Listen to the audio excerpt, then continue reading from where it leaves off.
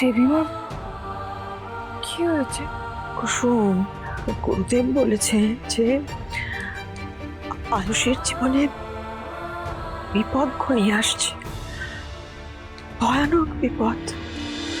আয়ুষ তুমি রেডি? আয়ুষ দেখো ড্রাইভার গাড়ি। ইন্দ্রাণী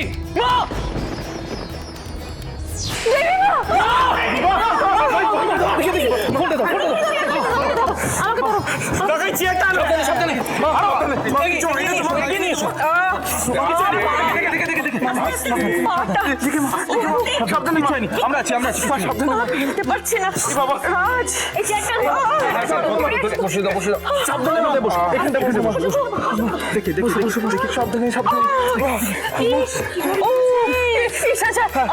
আপনি ডাক্তার বাবুকে ফোন করুন না, আমি দেবীমাকে ধরছি। আমি পয়লা বৈশাখী দিন এরকম একটা কি ঘটনা ঘটলো বলো? হ্যাঁ, বছরের শুরুটা একদম ভালো হলো না। আরে এত ভালো মন্দ না দেখে যাও কি আইস ব্যাগটা নিয়ে এসো, তাহলে অন্তত বৌদির একটু ভালো হয়। হ্যাঁ আমি যাচ্ছি। সবাই কিরকম ব্যস্ত হয়ে যাচ্ছে দেখো তো আমাকে নিয়ে। তো ভালো লাগে না আমার। আমাকে নিয়ে এত ব্যস্ত হয়েও না সবাই। আমি আমি আমি ঠিক আছি। মা তুমি নিজের যন্ত্রণা লুকোতে পারো, কিন্তু কিন্তু তোমার চোখে আমরা তোমার সেই যন্ত্রণা দেখতে পাচ্ছি, আর তারপরেও তুমি বলছো আমরা এইভাবে ব্যস্ত হব না। মা, আমি ডক্টরকে এক্ষুনি কল করছি। এক মিনিট, আমি পেন রিলিফ জেলটা নিয়ে আসছি। দেবীমা আপনি একটু সহ্য করুন, আমি এক্ষুনি আসছি। ওকে ডক্টর, আপনি প্লিজ তাড়াতাড়ি আসুন। উফ রাজ, কষ্ট করছি না? খুব খুব ব্যথা করছে। দেবীমা আপনি পাটাকে এখানে তুলে রাখুন না, তাহলে পায়ের ব্যথাটা কমবে। দেখি একটু চেষ্টা করুন পাটা। সাবধানে মা। চলো আমি করছি, চেষ্টা করছি। দাঁড়া মা একটু চেষ্টা করো, সাবধানে সাবধানে, একটু কষ্ট হবে। দাঁড়ান দেবীমা, আমি তুলে দিচ্ছি। আস্তে আস্তে কুসুম, আস্তে।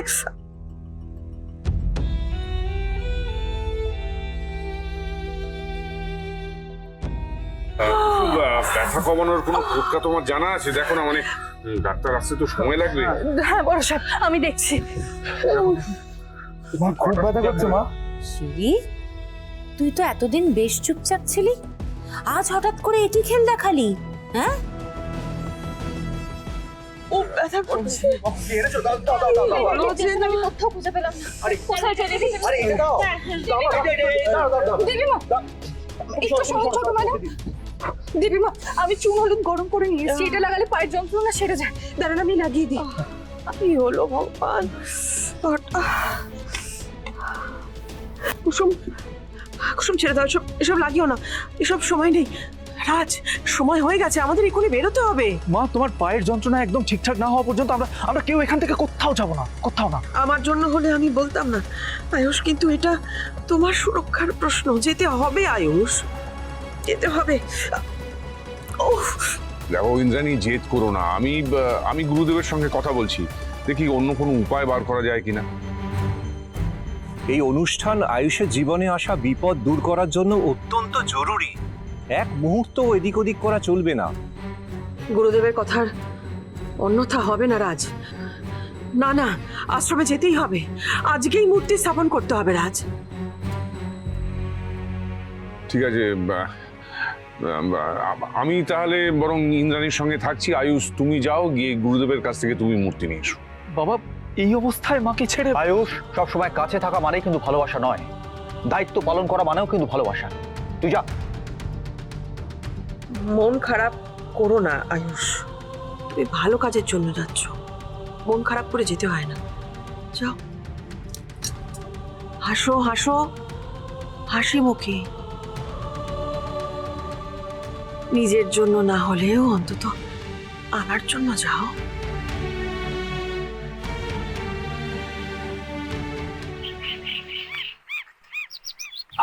মা সাবধানে, মা সাবধানে। দেবীমা, যাওয়া যখন হচ্ছে না তখন এই প্রলেপটা আমি আপনার পায়ে লাগিয়ে দিচ্ছি, দেখবেন আপনার ব্যথা সেরে যাবে।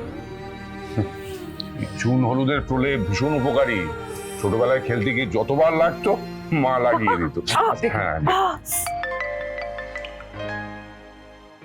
মা ডক্টর কনফার্ম করে দিয়েছে কিছুক্ষণের মধ্যেই চলে আসবেন।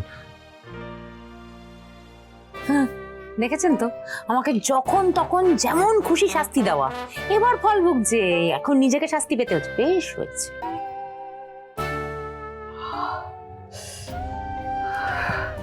ওদের সবাইকে কেমন বিব্রত করছি বলো তো, কেমন অস্থির হয়ে যাচ্ছ সবাই। আমি না ঠিক হয়ে যাবো রাজ, সবাই এরকম করো না তোমরা।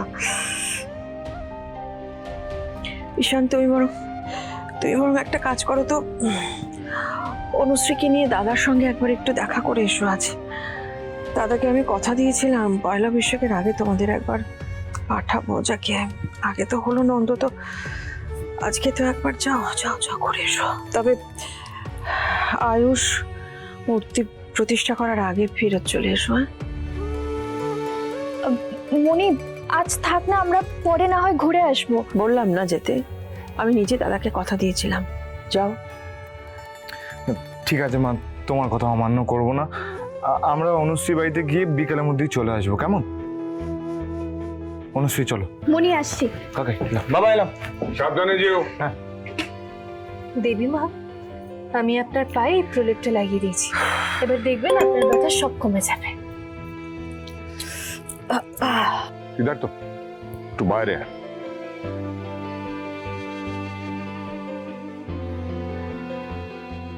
বাবারে,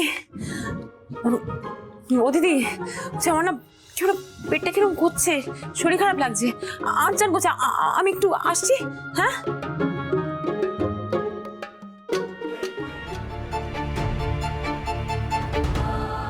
দেবী মা, কি হয়েছে? কুসুম, গুরুদেব বলেছে যে আয়ুষের জীবনে বিপদ ঘনিয়ে আসছে, ভয়ানক বিপদ। আমার আর মাথা কাজ করছে না কুসুম, কি যে করবো বুঝতে পারছি না। দেবী মা, গুরুদেব আপনাকে কোনো বিধান দেননি? না মানে কি করলে এই বিপদের হাত থেকে ছোট সাপকে রক্ষা করা যায়? বলেছেন যে কোনো একটি মেয়ে, সে আয়ুষের রক্ষা কবচ, সে সারাটা জীবন আয়ুষকে রক্ষা করে যাবে।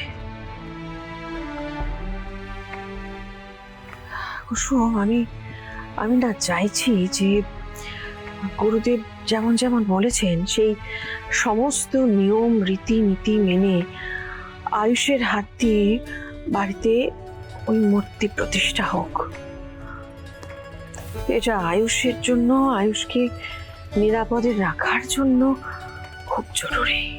দেবী মা, আপনি চিন্তা করবেন না, আজ সবকিছু ঠিক হবে। আপনি যেমনটা চান ঠিক তেমনটাই হবে, আমি সবকিছুর খেয়াল রাখবো। আসুন আসুন ডাক্তারবাবু, আসুন। দেখুন তো ইন্দ্রাণী পড়ে গিয়ে কি বিপদ বাঁধিয়েছে, কোনো হেয়ার লাইন ক্র্যাক ট্যাক হলো কিনা। আপনি এখানে বসুন।